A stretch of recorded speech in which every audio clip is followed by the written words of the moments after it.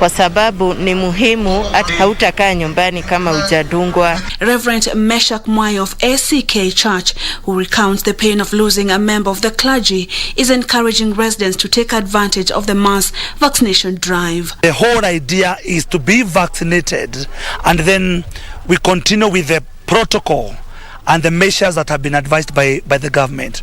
So today's exercise is the partnership between the Diocese of Mount Kenya South and DIMCAS. Meanwhile, the French government has delivered medical equipment worth 90 million shillings to the Gatundu Level 5 hospital in Kiambu to improve its maternal and infant care. The France Minister Delegate for Foreign Trade and Economic Attractiveness, France Rester, noted that a 33 million euros loan was advanced by the French Treasury to enhance the care of COVID-19 patients, pregnant women and children in Kiambu County. We have provided financial support of 1.5 million euro to help alleviate the impact of the crisis on the most vulnerable population. Kiambu Governor Dr. James Nyoro, who received the consignment, thanked the French government for the kind gesture. We are very, very excited that the facility that you have donated to us will be able to produce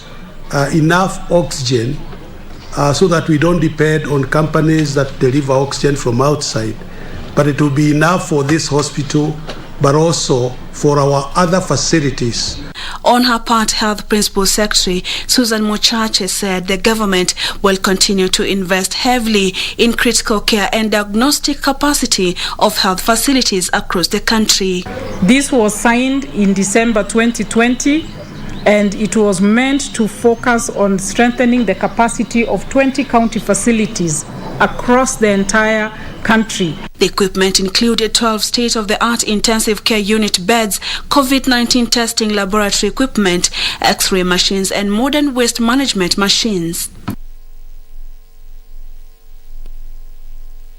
All right, remember you can interact with us at KBC Channel 1. Our sign language interpreter is Byron Abuli, and you can also interact with me directly at Serfine_Achieng on Twitter and on Facebook, Serfine Achieng. Now, away from that report on war against COVID-19, now to some good news, at least for us here at KBC Channel 1. Minto FM, one of KBC's radio stations, has marked 10 years of its existence. The head of Minto FM, Geoffrey Onditi, said plans are ongoing to expand the FM station to reach a wider audience. The Ekegusi language radio station transmits on 91.7 and 101.7 frequencies in the expansive Gusii region.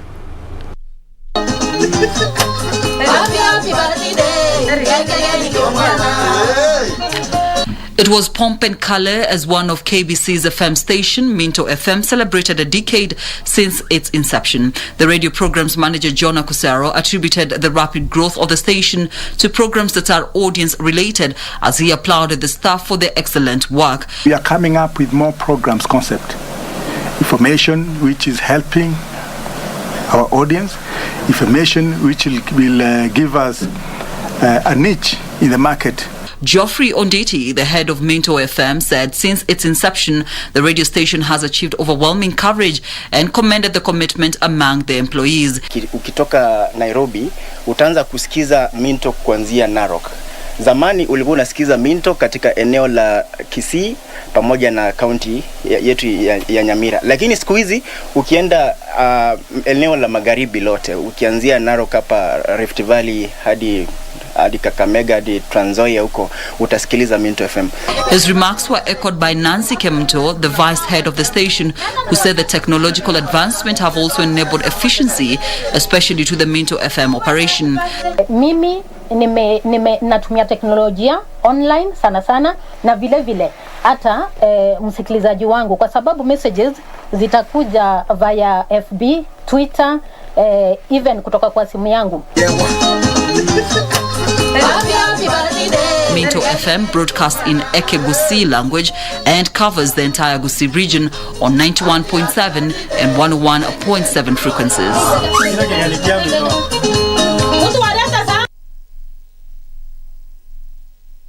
Happy birthday indeed, Minto FM, and it can only get better from 10 years now going forward, you can continue being part of Minto FM. To expect more education and entertainment from that particular end, we celebrate each and every person who works at our sister station Minto FM. Now, Samburu West Member of Parliament Naisula Lesuda's car was towed by unknown people last evening in Maralal town of Samburu Central Sub-County. According to the legislator, the incident happened after she had finished a meeting with the business community in Maralal town. Have a look. Samburu West Member of Parliament, while calling on authorities concerned to investigate the incident and arrest the suspects, said that this was not the first time she is turning victim of violence towards the elections. I just hope that as Kenyans, we should just be tolerant to everybody to do their politics and campaign and sell their manifesto and values, and you cast your vote for whoever you'd like to vote for. The vehicle was later driven to Maralal police station. Elsewhere, ODM officials, Kandunyi constituency, staged a coup against the chairperson, Bungoma Township MCA, Joseph Maguda, who has been accused of depopularizing the party by failing to hold regular meetings. A new chairperson, Raphael Wanyama, was then elected in the coup to replace the incumbent. Naomba sisi kama watu wa Bungoma tuachie maneno yetu ya Bungoma, sisi kama watu wa Kandui tuachie maneno yetu ya Kandui, tujipange kama Kandui, tujipange kwa county, watu wasikuje kutoka pale juu na pesa kidogo wakuje kutukoroma kwa sababu ya interest zao za kisiasa. This as Democratic Party Kitui branch has come out to support the candidature of National Assembly Speaker Justin Muturi as its presidential flag bearer come next year. We call upon all the DP branches across the country to throw their weight behind Honorable Justin Muturi as the most suitable candidate to reclaim our party's chance of forming the next government. Finally, a Moranga bishop, the Bishop of South ACK Diocese, Bishop Reverend Julius Karanu, has advised Kenyans to be careful of deceitful leaders who are eyeing various political positions in next year's general elections. We are praying that God may give us leaders who will add value, but who will not be parasites.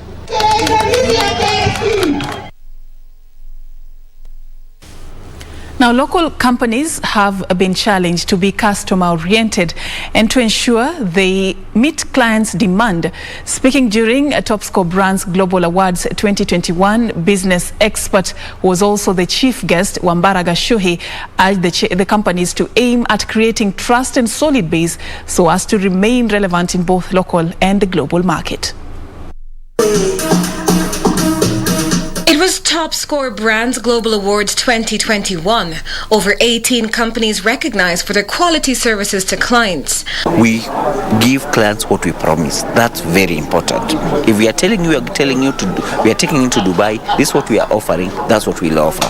Among them were Bonfire Adventure and Expeditions Maasai Safaris.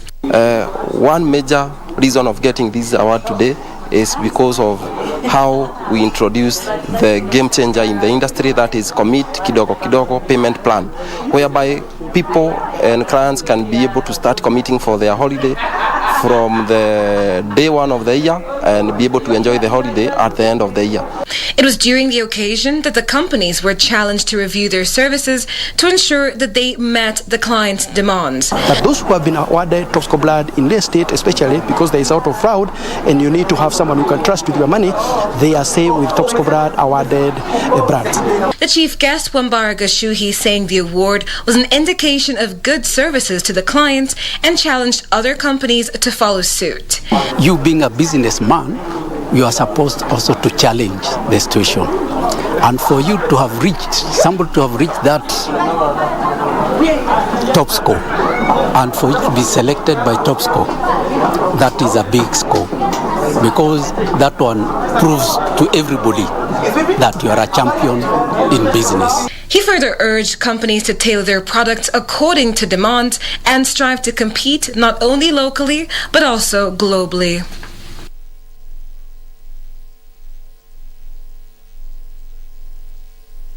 All right, and that report takes us to our first break right here on Lunchtime News. Don't go too far. We are coming back with much more.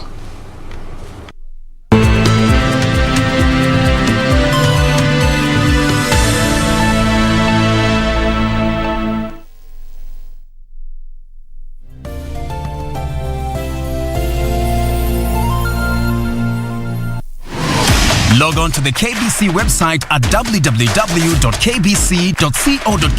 to get the latest breaking news, entertainment, sports, politics, lifestyle or business trends from Kenya and around the world. Never miss new episodes from your favorite TV shows, reruns and movies. Just stream online or watch live on your YouTube channel at KBC Channel 1 TV shows. For the day's biggest stories, trustworthy news and family entertainment, log on to KBC Channel 1. Watch what you want anytime, anywhere.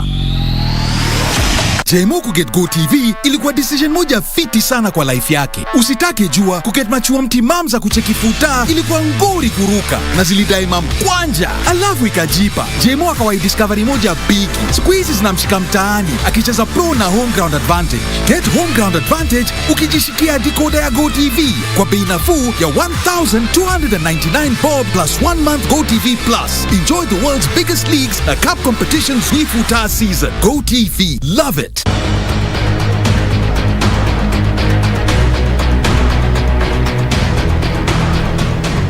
I'm Ricky and you are... Amy, you're my dad. I can't be a father. I don't want to be one. Amy is your child. Why didn't she tell me? That you didn't want us both, me and mommy. Sleeping with different girls every day of the week, partying your life away? That's what you call perfect? What is booty call?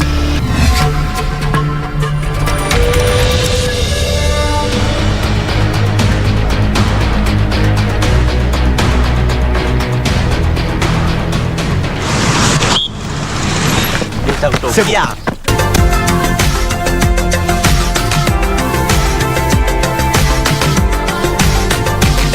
Ile vitu ametoka nazo outside theater huwa tunaziacha huko. We change the mask, we gown the patient. Dalisa akienda theater akuwa kostar. James is ready for surgery. He has received anesthesia. What does the normal eye look like and what are some of the functions of its parts?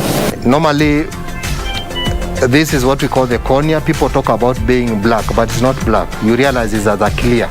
Apart from that, anytime you feel uncomfortable as far as your eyes are concerned, kindly come to the hospital. People have had a tendency when you have a red eye, you go to the chemist and you'll be given a medication. Then you are told when it persists, go and see a doctor. So some of people come when already they have taken medications and they have complicated.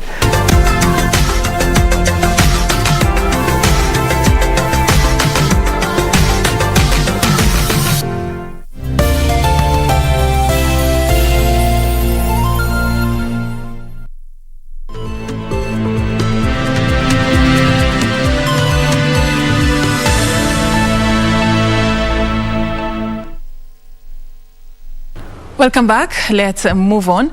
Cases of land injustice affecting widows are on the rise in Siaya County.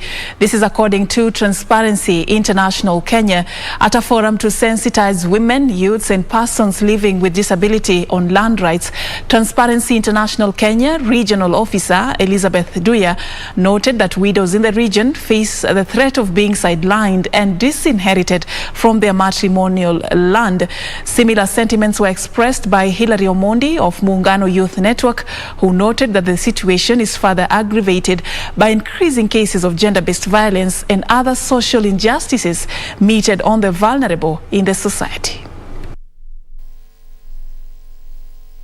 But today we are happy as an organization that we managed to work with Transparency International and Kellen, and just had a team of advocates today that have been handling and listening to issues of the community on issues of land right and sexual gender-based violence. And that is why we said that we need to come to Siaya and also do sensitization for the marginalized groups, particularly the women who have really been disenfranchised in terms of matters land.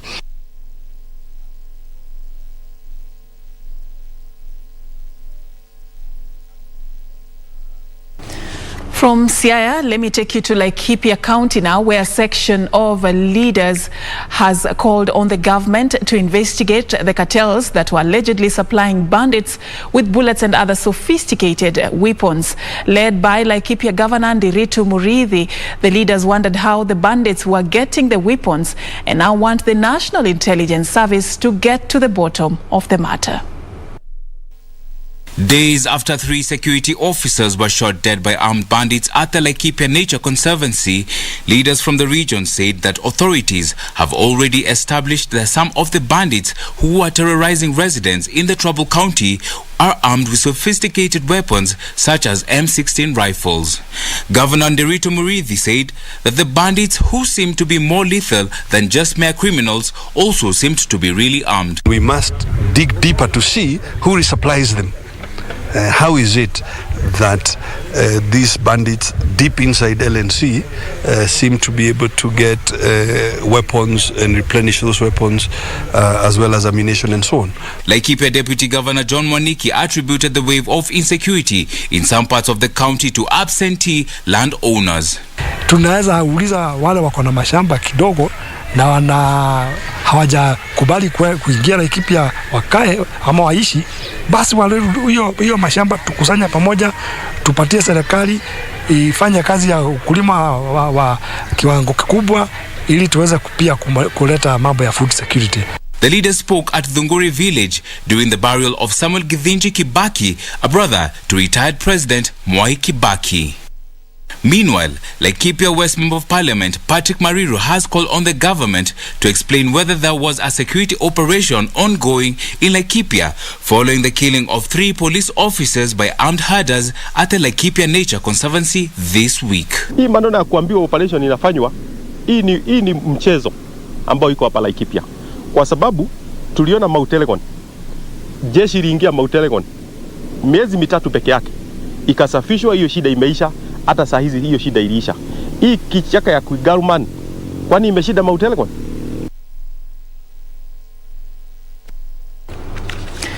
Now, Narok North Member of Parliament Moitelel Olekenta has sent a warning to politicians who dish out community lands to gain political popularity. Speaking after meeting the Purko community, the legislator called on residents of Narok to desist from buying community land, especially land within Narok town. His sentiments were echoed by Purko Trust Chairman Bishop Peter Ole Nakola, who confirmed all lands belonging to Purko Trust have pending cases in court. Ulisikia pengine kuna watu ambao wanataka kunyakua mashamba hizo, na tungetaka kuambia wale ambao wanataka kufanya hivyo haiwezekani, sababu hii ni mali ya community ya Purko ambayo wazazi wetu walituachia, na sisi tutaachia watoto wetu, lakini sio watu wengine. Na wa advice ama ningewaambia wale ambao wanadanganywa kwamba watachukua hata inchi moja ya mashamba hizo, haitawezekana na zidanganywe. Pia tumesikia kuna watu ambao wanajaribu kutumia wakati huu kabla ya kura kupigwa 2022 kuchukua plots ya watu haraka, watoe title deeds ama wafanye vitu kama hizo.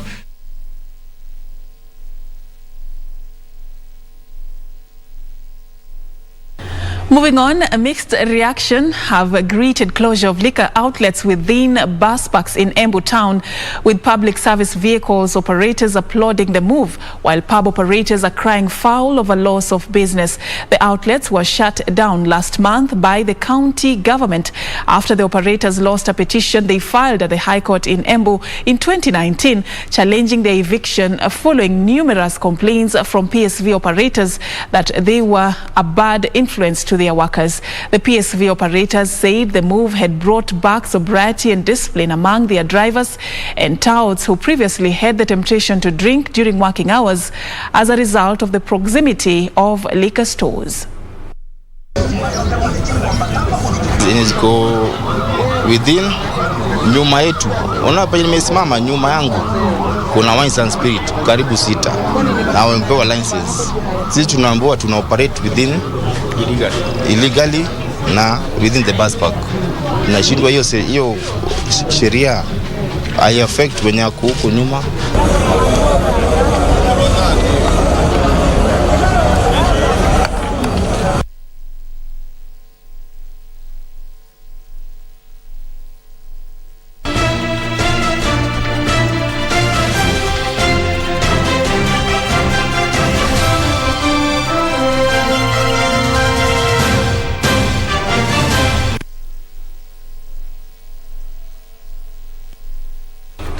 Now on to the latest in the world of sports. Paris Saint-Germain came from behind to beat French champions Lille 2-1 last night at the Parc des Princes Stadium in Paris.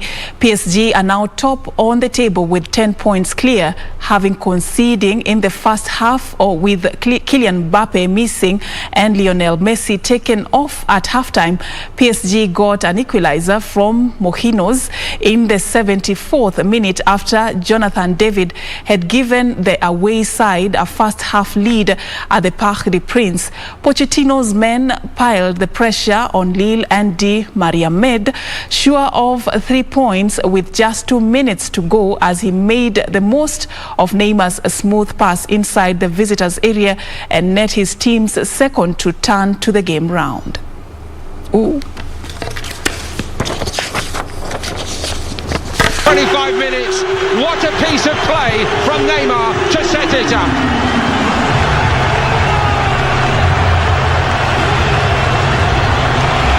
Well, he's been Paris Saint-Germain.